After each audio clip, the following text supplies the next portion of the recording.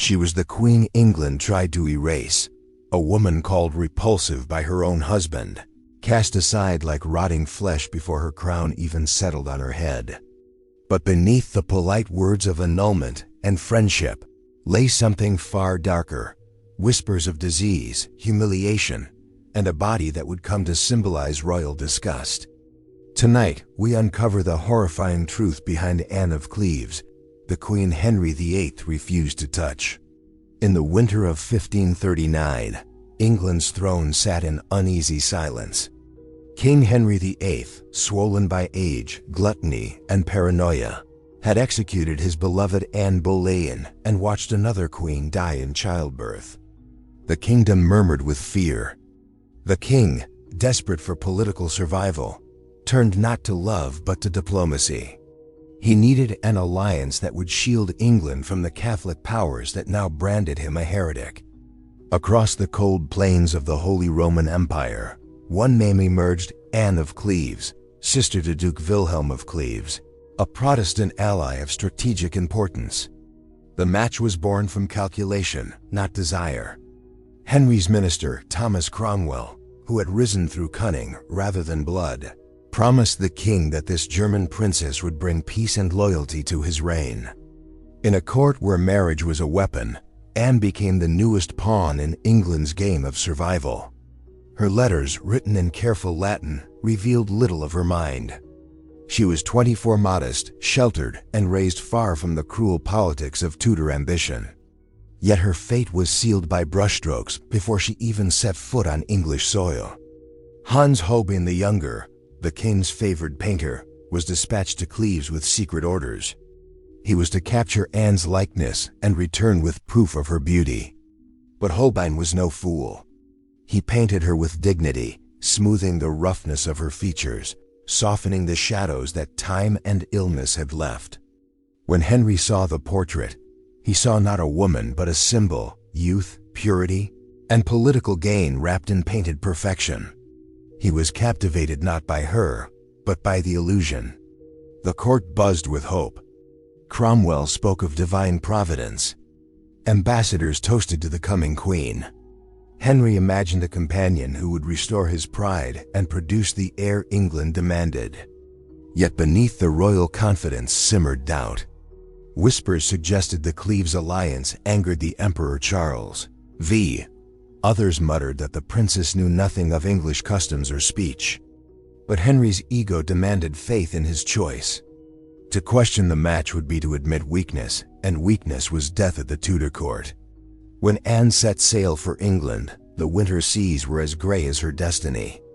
The people gathered to watch her arrival at Deal in December 1539. She smiled shyly, unaware that the man who would soon call her wife already viewed her as property. Courtiers described her as modest and well-mannered. Though her clothing was plain, her manner serious, her accent thick. She had been raised in a strict Lutheran household where dancing, music, and flirtation were forbidden. To Henry's eyes, she seemed more nun than queen. Still, the preparations for marriage continued. London rang with the sound of bells. Banners of Cleves fluttered beside those of England.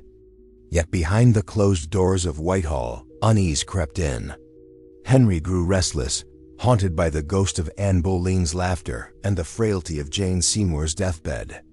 He wanted assurance that this new bride would restore his virility, his reputation, and perhaps his faith in divine favor.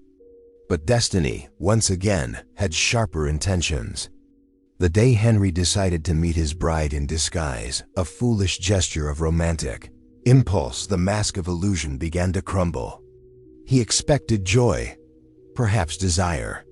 What he found instead would awaken disgust and set in motion one of the most humiliating royal unions in English history. As he rode away from that first meeting, his courtiers noted the storm on his face. The king muttered only one thing: that he had been deceived. The bargain for flesh and power had been made. But the flesh disgusted him, and the power began to rot. Hans Holbein's portrait of Anne of Cleves became both her crown and her curse. Commissioned to capture her likeness, the painter was warned that his brush would decide the future of nations. A wrong stroke could end his career or his life. So Holbein painted not the strict, unadorned German princess he saw before him, but the Queen Henry wished to behold. The painting glowed with soft light and serene beauty. Her eyes were calm, her lips gentle, her complexion unblemished. It was diplomacy disguised as art, a canvas forged in fear and hope. When the portrait arrived in England, it was unveiled like a holy relic. Courtiers gathered around as Henry gazed in silence. He saw not a foreign stranger, but a fantasy, an obedient wife molded by divine favor. In that face, he imagined reconciliation with God and victory over Rome. The woman in the portrait appeared young, fertile, and composed, a perfect contrast to the ghost that haunted him. Catherine of Aragon's defiance, Anne Boleyn's sharp wit, Jane Seymour's deathly pallor.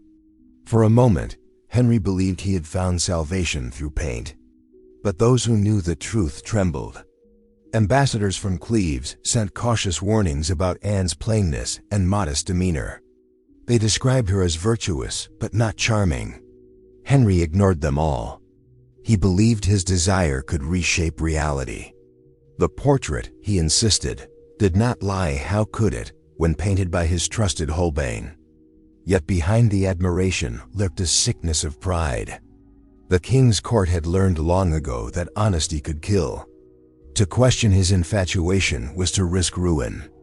In the weeks that followed, England prepared for the royal wedding with nervous reverence. Cromwell, the architect of this alliance, basked in temporary glory. He presented the match as a triumph of Protestant solidarity. Even the clergy dared to hope this union would secure England's religious independence from the Pope.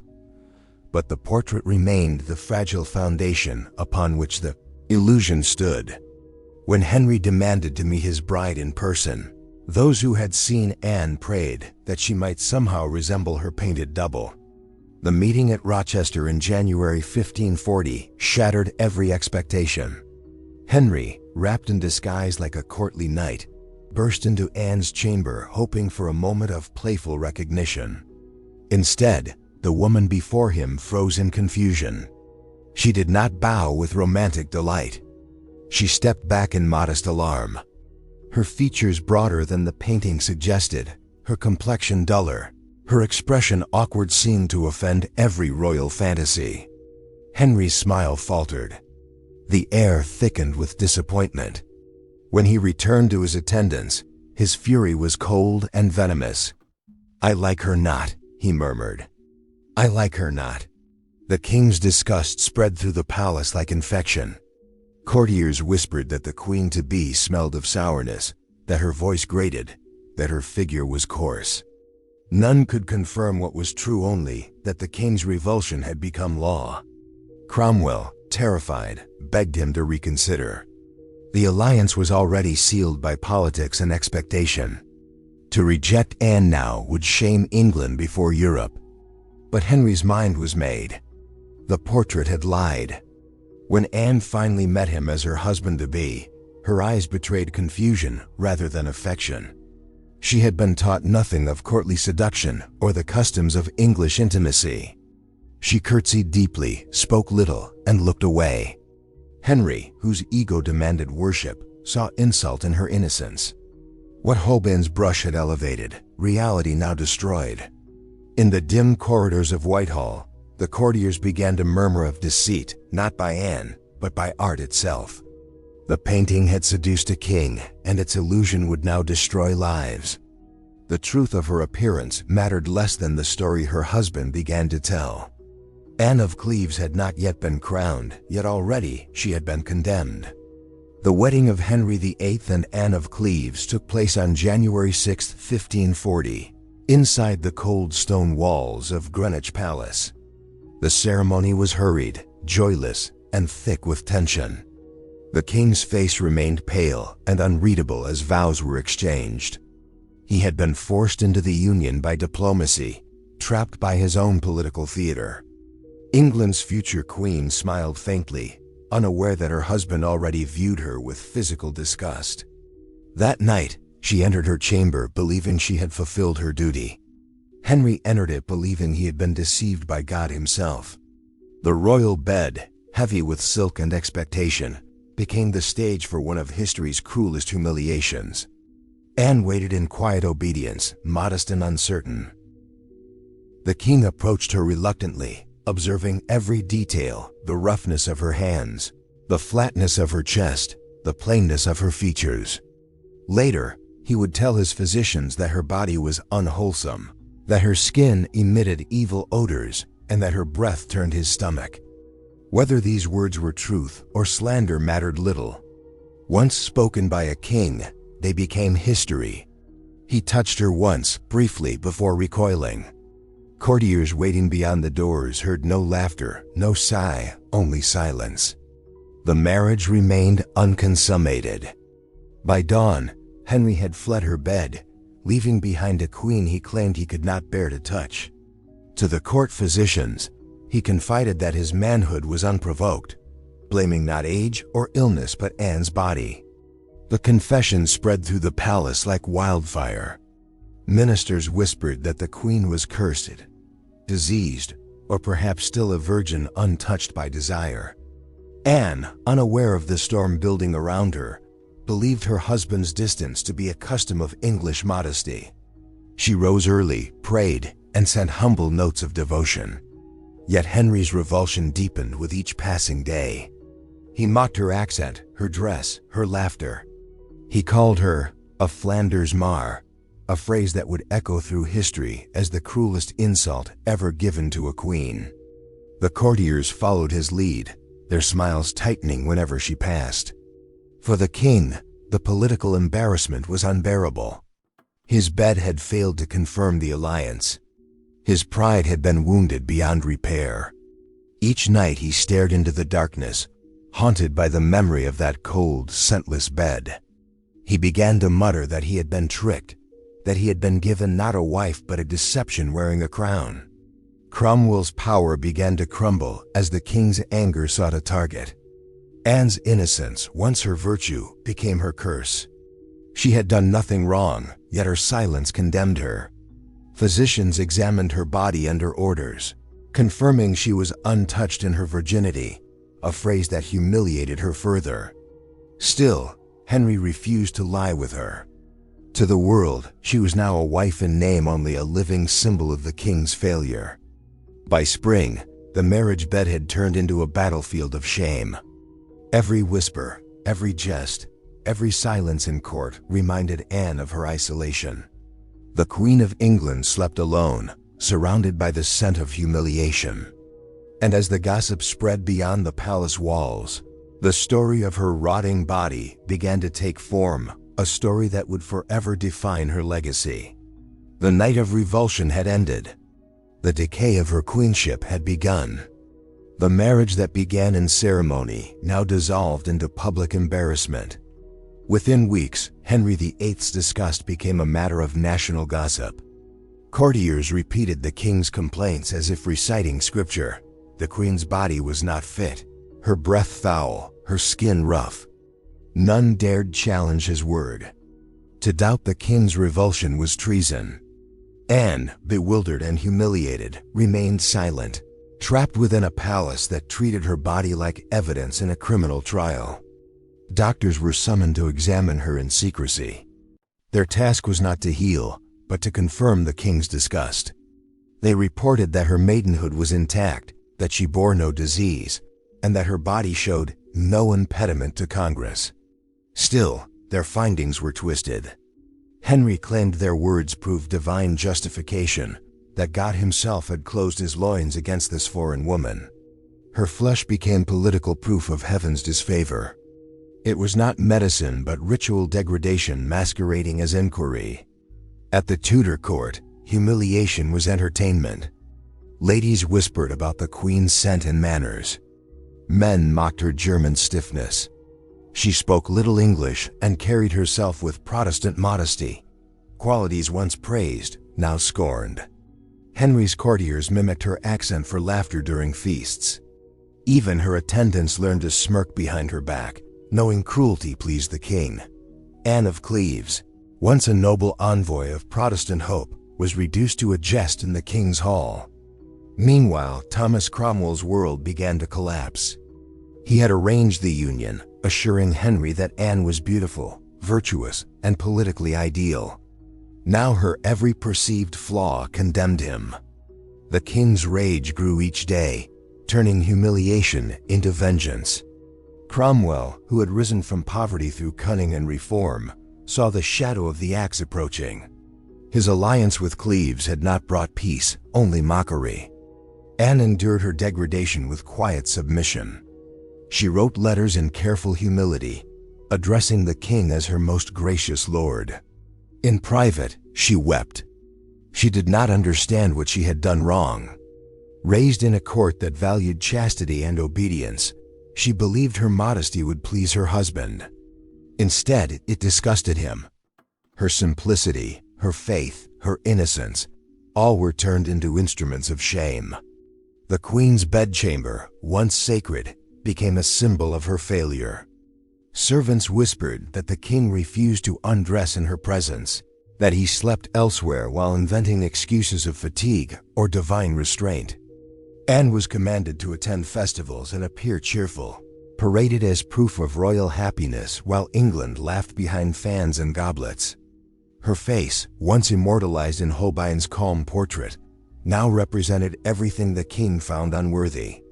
In June 1540, the king's counselors quietly began drafting the case for annulment. They wrote that the marriage had never been consummated and that Henry had entered it under false pretenses. It was the language of legal mercy masking cruelty. No blood would be spilled this time, but a soul would be publicly stripped. Thus began the anatomy of humiliation, a slow, deliberate dissection of a woman's worth. Her body was measured, judged, and condemned by a monarch's revulsion. Yet beneath the shame, Anne endured with a silence that would outlast the men who mocked her. By summer 1540, the court of Henry VIII reeked of tension. The king's disgust with Anne of Cleves had become a public matter cloaked in polite deceit. What England called an annulment was in truth a ritual of destruction, the slow dismantling of a woman's dignity to preserve a monarch's pride. The machinery of power moved quietly, with clerks and bishops crafting language to disguise cruelty as divine correction. The marriage, they wrote, was invalid because it had never been consummated. What they did not write was that humiliation, not holiness, had driven the king's hand. Thomas Cromwell, once the architect of Henry's religious and political triumphs, now stood at the center of the disaster. His enemies whispered in the king's ear, reminding him of the German bride he could not bear to touch. To them, Anne was proof of Cromwell's arrogance. The alliance with Cleves had failed to bring power or pleasure. It had brought only laughter. The king's rage needed a scapegoat, and Cromwell's head would serve the purpose. As the annulment papers were prepared, courtiers carefully erased Anne's brief reign from the record. Her monogram was removed from royal plate. Her portraits were taken down. Her name was omitted from ceremonies. England moved on before the Queen herself had been informed of her downfall.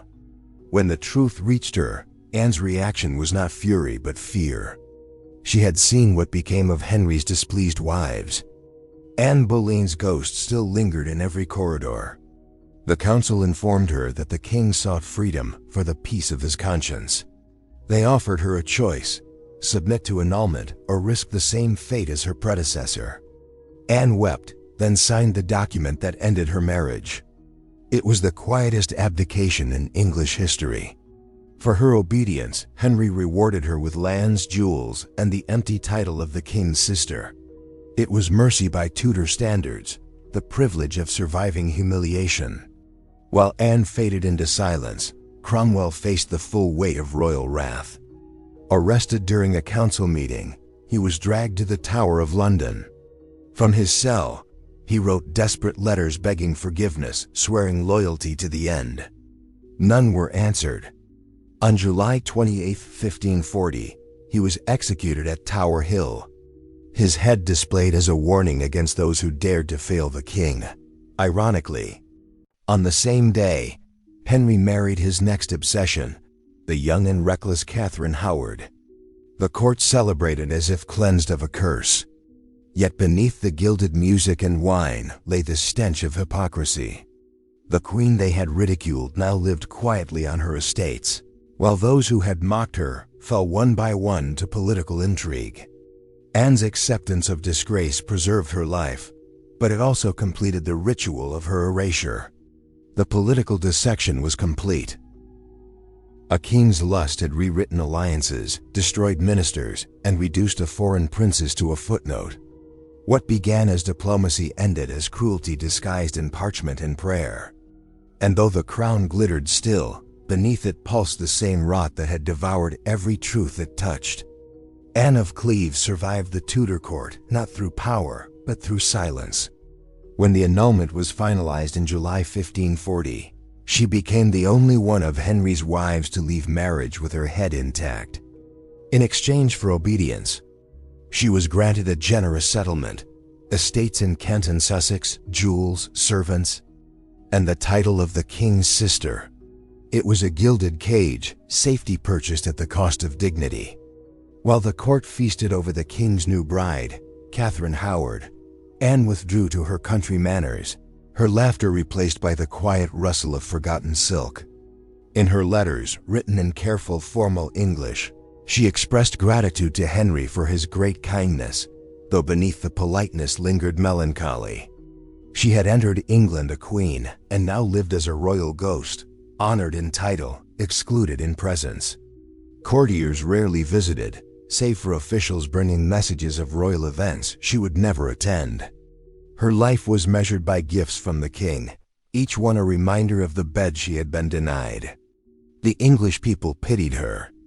Rumors softened, transforming her from the Flanders Mar into a gentle exile who bore humiliation with grace. Yet gossip still clung to her like shadow. Servants whispered that her room smelled faintly of musk and medicine, that she seldom smiled, that her body had grown heavier and her health weaker. Some said she carried the odor of decay, others that the scent was imagined, a lingering echo of Henry's slander that time refused to erase. Though separated from court life, Anne's existence was not without fear. She knew how quickly Henry's affection could turn to violence. At any moment, he could revoke her lands or accuse her of disloyalty. The execution of Catherine Howard 2 years later served as a grim reminder of the mercy she had escaped. Anne was invited to court afterward, presented as the king's dear sister, but she understood the performance. Her presence was tolerated, not cherished. She was a living ornament of royal forgiveness. Despite her isolation, Anne managed her estates with quiet competence. She oversaw servants, tended to finances, and kept her correspondence disciplined and modest. Her German upbringing had taught her order and restraint, and those habits became her armor. She neither complained nor courted attention, which made her invisible to the king's wrath. But loneliness eroded her spirit. In portraits from her later years, her eyes appear hollow, as if the light that once imagined love had dimmed into resignation. By the late 1540s, Henry's body began to rot, his ulcers bleeding, his temper blackening with disease. He avoided Anne's presence, perhaps ashamed of how she had outlived his passion and his pride. Yet even in his decline, he sent her occasional gifts, tokens of guilt disguised as affection. Anne accepted each one with dutiful gratitude, as though bowing to the very hand that had once condemned her. Thus she lived in exile, not in chains or prisons, but within walls of silence and memory. Her survival became her punishment, her life a long echo of rejection. History would forget her voice, but remember the insult that defined her. And in that silence, Anne of Cleves remained what the king had made her, a queen denied touch, yet never freed from its shadow. The fall of Thomas Cromwell was the echo that haunted Anne of Cleves' silence. He had been her architect, the man who painted her virtues in words as Holbein had done in oils. His ambition forged her marriage, and his death sealed her humiliation. When the axe fell at Tower Hill in July 1540, it did not strike only his neck. It severed the fragile bridge between reform and ruin. The man who had dared to bind a king's lust to Protestant politics was now a mutilated lesson in obedience. From her estate in Hever, Anne heard of Cromwell's execution through messengers too fearful to speak his name aloud. She received the news with outward composure but inward dread. She knew that in Tudor England, loyalty meant nothing before royal disgust. Cromwell had once ruled England's fate with his quill, dissolving monasteries, crushing heresy, and commanding wealth in the king's name. Now his body rotted on the scaffold, his promise to her dissolved in blood. Henry spoke of him afterward with chilling indifference, as though the man had never existed. Yet beneath the surface, guilt festered. The king's own body was betraying him, his legs ulcered, his flesh swollen, his temper poisoned by pain. He had turned against Cromwell to preserve his image of strength, but in truth, his decay mirrored the corpse of his minister. The kingdom whispered of divine punishment, of a monarch whose body now reflected the corruption of his soul. Anne, meanwhile, became a quiet survivor in the wreckage of Cromwell's failure. Her estates thrived modestly, managed with care and restraint. But every comfort she possessed had been purchased with another's death. Cromwell had promised her safety through marriage. Instead, he gave her a crown of shame. His execution was meant to erase that mistake, yet it only deepened her association with his downfall. She became a living reminder of his fatal overreach, a woman whose very existence testified to his ruin. As England shifted back toward conservative religion under Henry's new whims, those once loyal to Cromwell were purged. Reformers fled, preachers vanished, and fear settled over London like rot beneath a bandage. Anne's German heritage and Lutheran upbringing made her suspect in such times. But she survived again by retreating into quiet obedience. She attended court when summoned, bowed to Catherine Howard, and smiled when the king addressed her. She understood that safety in Tudor England was bought with silence. Years later, when Catherine Howard was executed for adultery, Anne's composure earned her brief sympathy. The courtiers whispered that the discarded queen had outlived both her husband's cruelty and his chosen replacements. Yet survival did not erase the past. The shadow of Cromwell's promise still followed her, a ghostly debt unpaid. In the memory of history, Cromwell's name decayed beside hers. Both were victims of ambition wrapped in royal disgust. His rotting corpse and her fading beauty became twin symbols of a kingdom where loyalty was consumed by power. The world remembered his fall with horror and her endurance with pity, but beneath both lingered the same truth.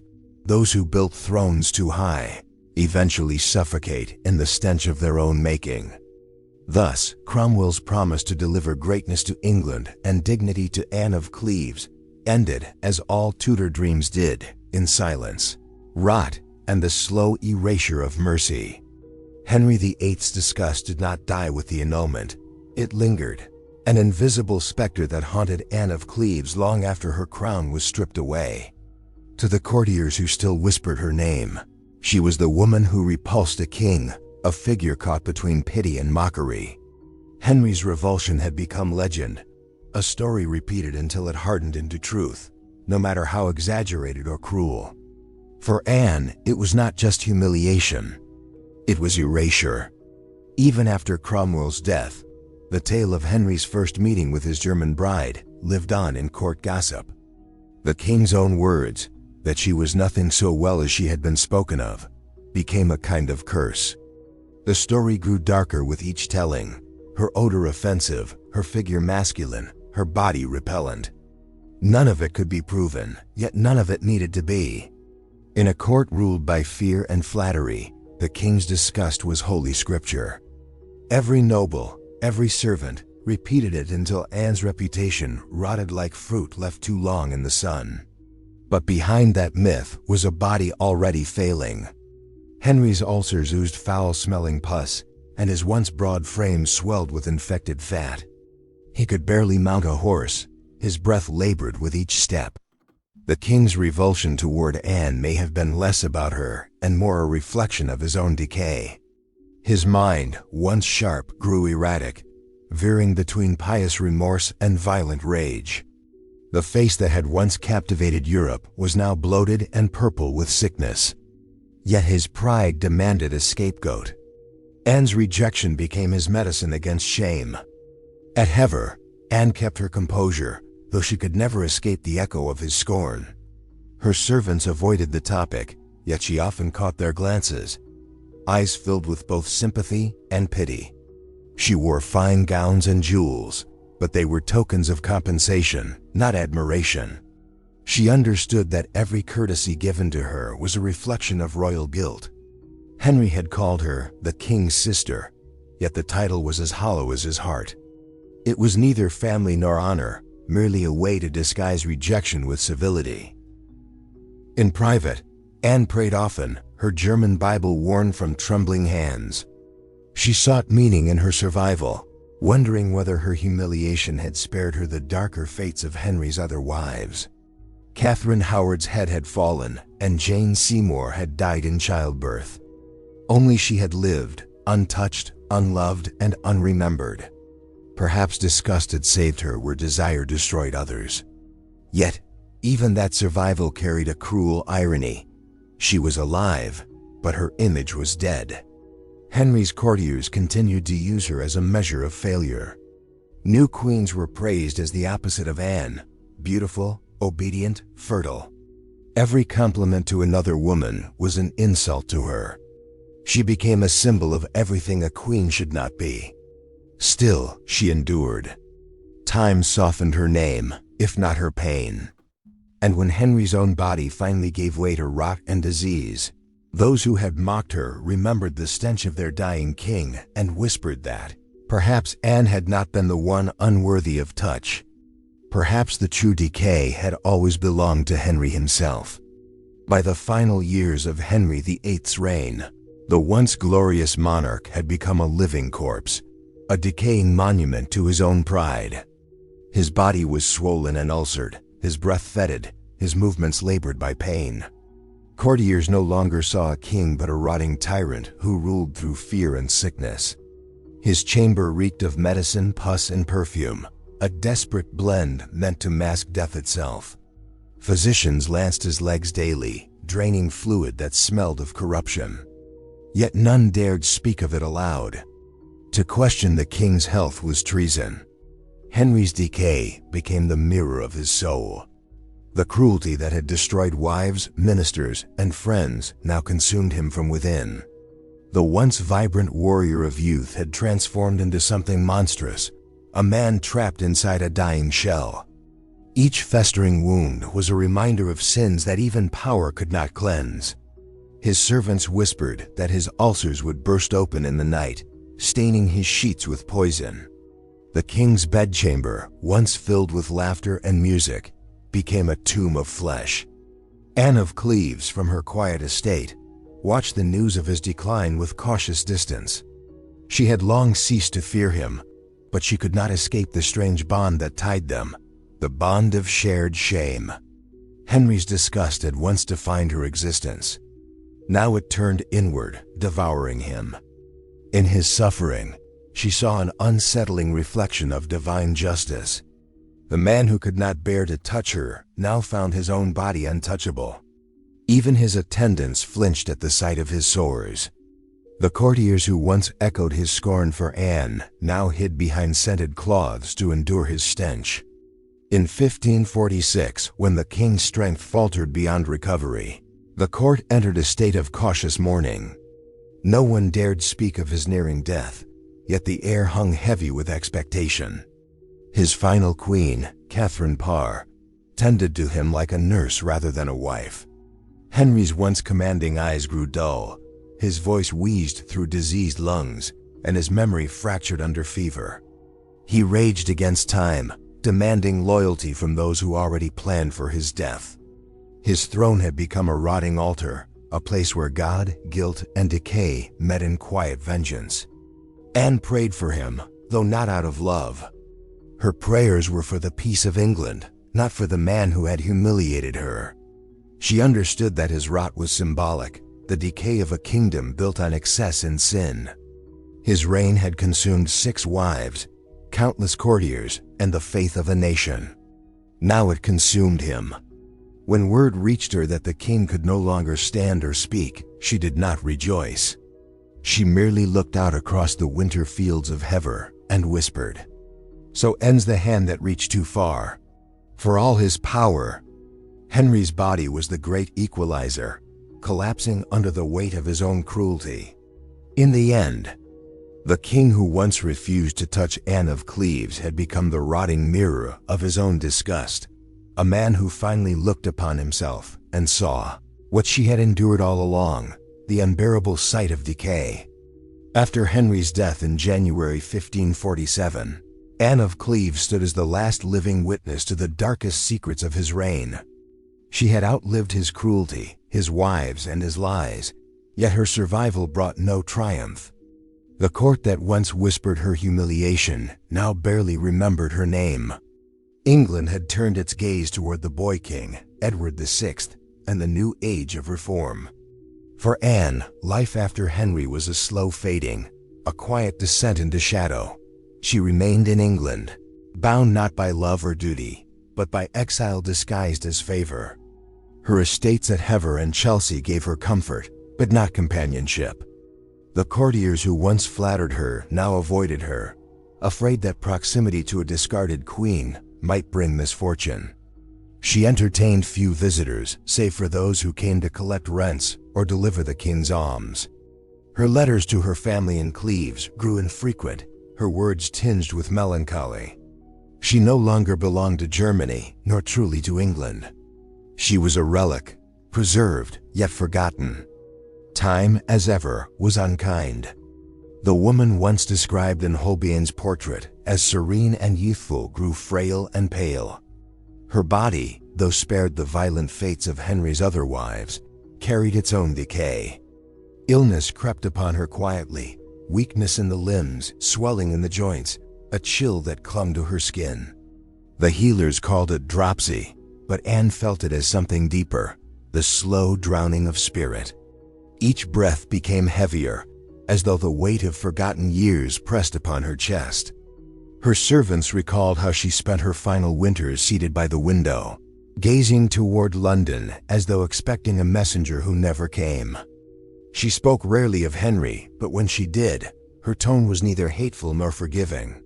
"He was what power makes of men," she once murmured, "and I was what his power left behind."